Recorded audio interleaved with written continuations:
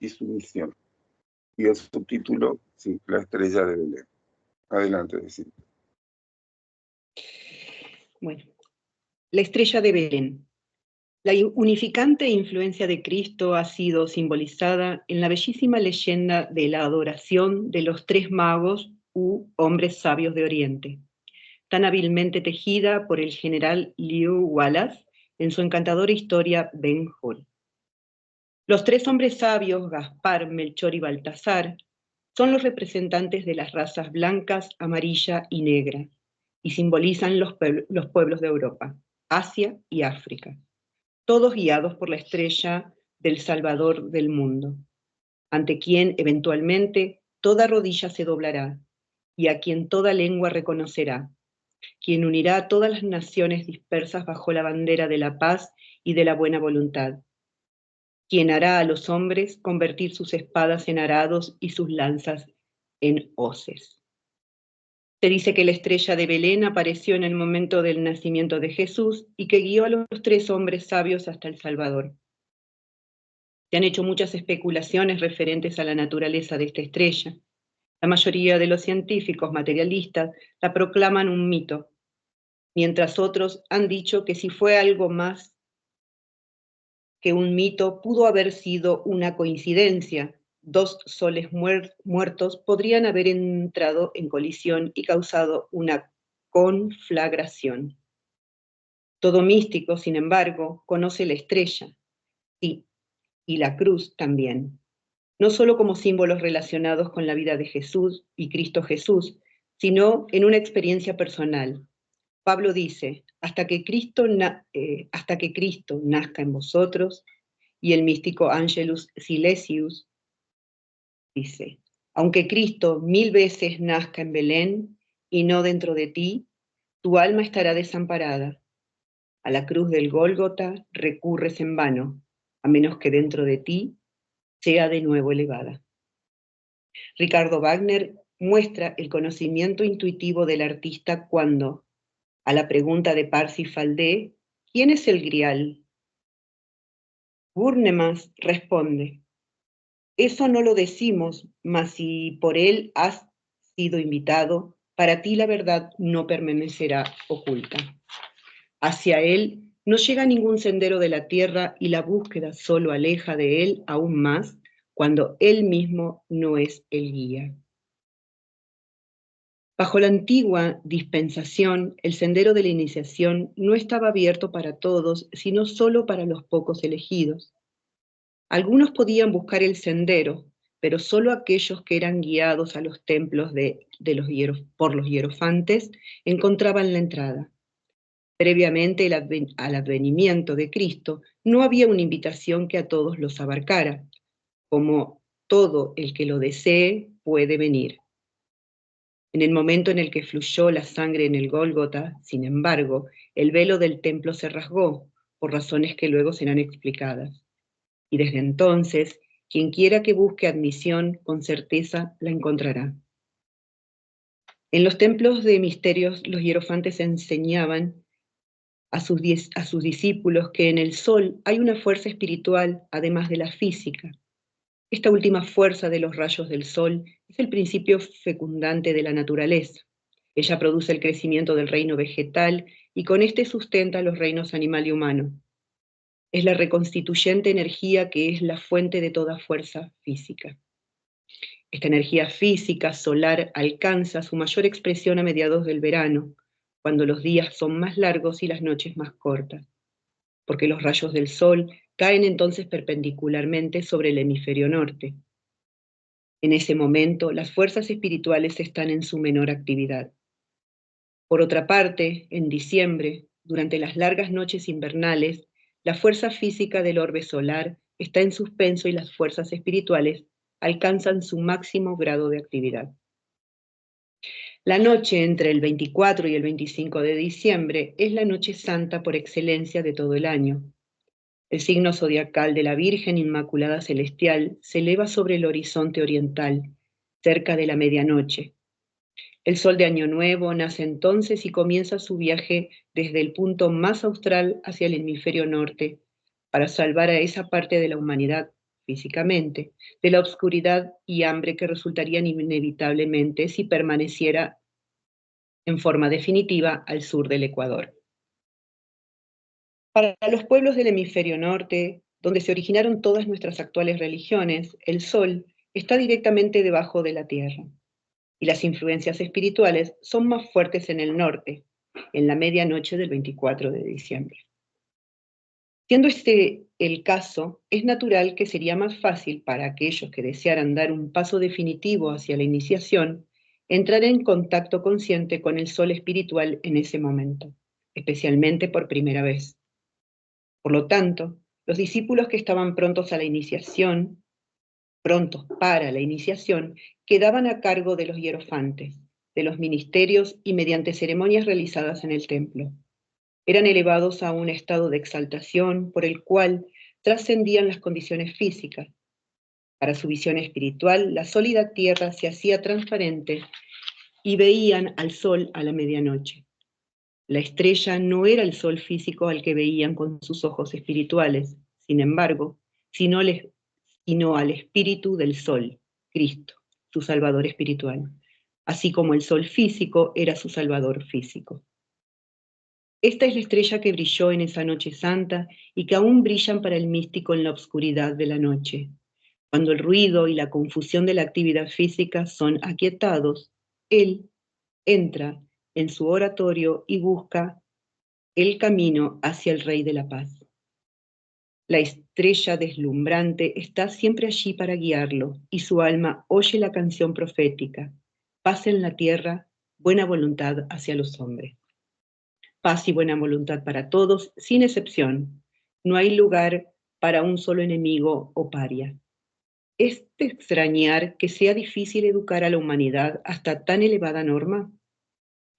¿Hay modo mejor de mostrar la belleza y la necesidad de la paz, la buena voluntad y el amor que contrastándolos con el actual estado de guerra, egoísmo y odio? Cuanto más fuerte es la luz, más profunda es la sombra que proyecta. Cuanto más elevados nuestros ideales, más claramente podemos ver nuestras deficiencias. Infortunadamente, en su actual estado de desarrollo, la humanidad está dispuesta a aprender solo mediante la más dura experiencia. Como raza, debe hacerse totalmente egoísta para sentir los amargos dolores causados por el egoísmo de otros, así como uno debe conocer la enfermedad para estar completamente agradecido por la salud. La religión mal llamada cristianismo ha sido, por lo tanto, la más sangrienta conocida, exceptuando el mahometismo, que en este respecto es algo parecido a nuestro mal practicado cristianismo. En el campo de batalla y en la Inquisición se cometieron innumerables e indecibles atrocidades en nombre del dulce nazareno. La espada y la copa de vino, la cruz y el cáliz de la comunión pervertidos, han sido los medios por los cuales las más poderosas de las llamadas naciones cristianas lograron la supremacía sobre los pueblos paganos y aún sobre otras naciones más débiles que profesaban la misma fe de sus conquistadores. La más superficial lectura de la historia de las razas grecolatina, teutónica y anglosajona corroborarán esto. Mientras el hombre estuvo bajo el pleno control de las religiones de raza, cada nación fue un total mancomunado. Los intereses individuales eran subordinados de buen grado a los de la comunidad. Todos estaban bajo la ley, todos eran miembros, en primer término, de sus respectivas tribus y en segundo lugar, eran individuos. Actualmente hay una tendencia hacia el otro extremo, a exaltar al yo sobre todo lo demás. El resultado es evidente en los problemas económicos e industriales que se presentan en cada nación y que claman por soluciones. El estado de desarrollo por el cual cada hombre se siente una unidad absolutamente separada, un ego que persigue independientemente su propio curso, es una etapa necesaria. La unidad nacional, tribal y de familia primero deben ser quebradas antes de que la fraternidad universal se pueda transformar en una realidad. El régimen del paternalismo ha sido ampliamente sustituido por el reino del individualismo. A medida que nuestra civilización avanza, estamos aprendiendo cada vez más los males de este último. Nuestro método, carente de sistema de distribución de los productos del trabajo, la rapacidad de unos pocos y la explotación de la mayoría. Estos crímenes sociales provocan el bajo consumo, depresiones industriales y disturbios laborales, destruyendo la paz interna. La guerra industrial de nuestros días es de mucho mayor alcance y más destructiva que las guerras militares de las naciones. El corazón como una anomalía. Ninguna lección, aunque pueda asentirse superficialmente con su verdad, es de real valor como un principio activo de la vida hasta que el corazón la ha aprendido mediante el anhelo y la amargura. Y la lección que el hombre debe aprender así es que lo que no es beneficioso para todos nunca puede ser realmente beneficioso para nadie. Por cerca de 2000 años hemos asentido a la ligera, con nuestros labios, que deberíamos regir nuestras vidas de acuerdo con máximas como devolved bien por mal. El corazón pide fervientemente misericordia y amor, mas la razón clama medidas beligerantes y represalias, sino como venganza, al menos como medio de prevenir una repetición de las hostilidades. En este divorcio entre la cabeza y el corazón, lo que obstaculiza el crecimiento de un verdadero sentimiento de fraternidad universal y la adopción de las enseñanzas de Cristo, el Señor del amor. La mente es el punto focal mediante el cual el ego percibe el universo material. Ella es invaluable como instrumento para la adquisición del conocimiento en este reino. Mas cuando se arroga la función de dictador con respecto a la conducta del hombre hacia el hombre. Es como si el lente dijera a un astrónomo que estuviera a punto de fotografiar el sol a través de un telescopio. Me has enfocado mal. No estás mirando correctamente el sol. De todos modos, no creo que sea bueno fotografiar el sol, y deseo que me enfoques hacia Júpiter. Los rayos del sol me calientan demasiado y pueden dañarme. Bueno, esto que nos dice Max Heindel es que el instrumento que viene a ser análogo a la mente, la mente es un instrumento del espíritu y como tiene una voluntad que surge del cuerpo de deseos, eso puede interferir con el propósito del espíritu, de lo que está tratando de hacer. Y eso es lo que sucede en muchas ocasiones. A veces se sobrepone el espíritu a esa interferencia de la naturaleza inferior, y a veces lo que predomina es el manejo de la naturaleza inferior sobre la mente. Allí tenemos uno de los campos de batalla fundamentales. Hay un campo de batalla entre el cuerpo vital y el cuerpo de deseos, que es el que produce nuestra conciencia de vigilia actual, y hay otro campo de batallas que está relacionado con el uso de la mente. La mente puede estar respondiendo a los dictados del espíritu o puede estar respondiendo a los deseos o temores del cuerpo de deseos. El hecho que esté respondiendo al espíritu no quiere decir que siempre esté acertando, porque el espíritu saca conclusiones de los acontecimientos que vive, pero en muchas ocasiones no tiene la suficiente experiencia como para poder haber desarrollado el discernimiento bien agudo y preciso. Y el espíritu en sus decisiones puede equivocarse, pero de esa equivocación va a resultar un aprendizaje, el dolor por el fracaso circunstancial y la necesidad de no volver a equivocarse, y eso es lo que produce el aprendizaje. En cambio, cuando es la naturaleza inferior comandada por por la parte baja del cuerpo de deseos la que está manipulando a la mente, entonces el aprendizaje ese demora muchísimo más tiempo, porque siempre se encuentra algún elemento falso para poder echarle la culpa a otro de las equivocaciones que uno tiene o de los resultados negativos que uno va obteniendo. Y siempre se encuentra algún motivo para poder estar sospechando de otra gente y para poder pensar que si uno no hace tal cosa mala, otro lo va a hacer en tu lugar. Esas son las clases de razonamiento que hace la mente que está manejada por el cuerpo de deseos. Y alrededor de nosotros hay un montón de gente que funciona de esa manera. Está atrapada en la propia concupiscencia de su propia naturaleza inferior.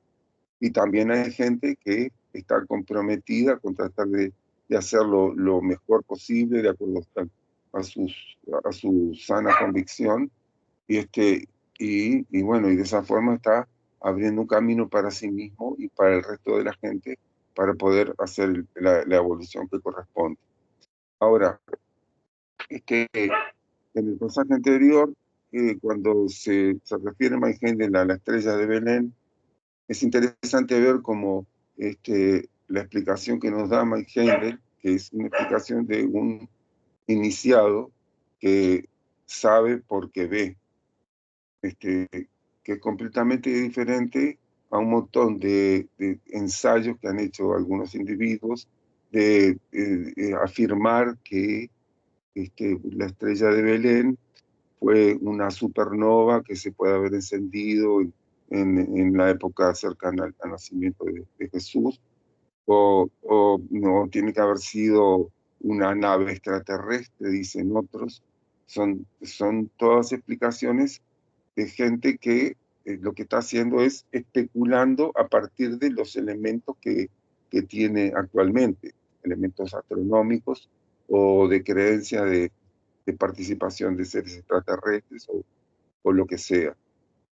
Pero tenemos que darnos cuenta que hay una gran diferencia entre una especulación intelectual, un razonamiento a partir de elementos que son siempre imperfectos, en comparación con una percepción directa, que más gente nos dice que todos los iniciados tienen esa percepción directa y pueden entonces percibir esa luminosidad que procede del Espíritu de Cristo, que aunque en el tiempo del nacimiento de Jesús, Cristo todavía no había tomado el arcángel, Cristo, el iniciado más elevado de los arcángeles, todavía no había tomado el cuerpo de Jesús, no se lo había entregado Jesús para que hiciera su ministerio de 3 años, que lo hizo a los 30. Igual ese Espíritu de Cristo estaba estrechamente vinculado con Jesús, y esa es la estrella, entre comillas, que percibieron los magos de Oriente, magos astrólogos, como bien dice el Evangelio, que procedían de Oriente y que venían a adorar al Rey de Reyes. En este caso, a presentar las ofrendas a Jesús, el niño, que iba a ser quien iba a entregarle sus vehículos inferiores al Arcángel de Cristo para que cumpliera con su misión de comienzo de la redención de la humanidad. Entonces esto nos da bien la pauta de la diferencia de un montón de especulaciones que podemos hacer, razonamientos. Es muy diferente hacer un razonamiento y que percibir directamente de lo que se está hablando. Y después hay un pequeño pasaje en donde más gente nos señala algo que tenemos que tener siempre presente, que cuanto más fuerte es la luz con la que alumbran nuestros ideales, también tenemos mayor conciencia de nuestras propias deficiencias y de las deficiencias de los demás. Entonces, estamos en un tiempo en donde nuestra aspiración, nuestros ideales espirituales son muy elevados, gracias a la apertura que hizo Cristo en su intervención y a la labor que han venido haciendo jerarquías y también seres humanos han estado a la altura de esos ideales. Y entonces eso va fortaleciendo los ideales de la gente que ha conseguido sobreponerse a la naturaleza inferior. Y eso produce una tensión muy grande en el mundo, porque hay otra gente que no se ha podido sobreponer a los embates de la naturaleza inferior.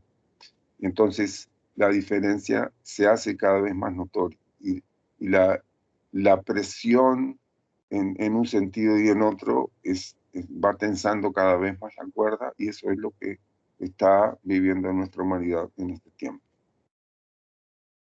Bueno, no sé si quieren hacer algún comentario o continuamos un poquito más. Capaz que decir que para que hacer la unión entre el espíritu y la mente no es una cosa de un día ni de un año, quizás es de toda la vida, porque uno vive como en la región física y entonces la mayoría de las veces estás en tu cuerpo de deseos, pero hay que hacerse ese espacio todos los días para tratar de que el espíritu, la mente llegue a aliarse con ese espíritu, que es un trabajo que es eso, de toda la vida. Y bueno, pero de a poco, en la medida que uno trabaja, hace los ejercicios que da la fraternidad, sigue estudiando, sigue orando y bueno, todas las actividades que hay. Ahí con el tiempo se logra un pequeñito seguir evolucionando hacia Dios, ¿no? Pero claro, es un trabajo que es de todos los días y por años y quizás vidas, porque el poder iniciarse realmente es un trabajo, porque son las 24 horas viviendo únicamente para servir. Y como somos humanos y todavía estamos en el mundo, eso no se logra por las 24 horas. Sí, exacto. Sí, es una labor enorme, por eso que contamos con la profunda comprensión de nuestros guías y el amor permanente de Dios, que sabe que la labor es enorme. Pero todo intento siempre es válido y hace que, como decía Mike Handel, cuando fracasamos en nuestros intentos, podemos llegar a desarrollar mayor comprensión sobre los defectos de los demás y sobre los defectos propios. No para abandonar la lucha ni ser negligentes, sino para entendernos mejor y a partir de ese entendimiento poder trabajar con mayor profundidad. Pero sí, el camino es un camino que necesita de una tremenda templanza en un montón de áreas de nuestra vida. Y también tenemos que contar con el combustible del anhelo del alma, funcionar en las regiones superiores de nuestro cuerpo de deseos. Sabemos que el cuerpo de deseos es un estímulo para la acción, pero también en las regiones superiores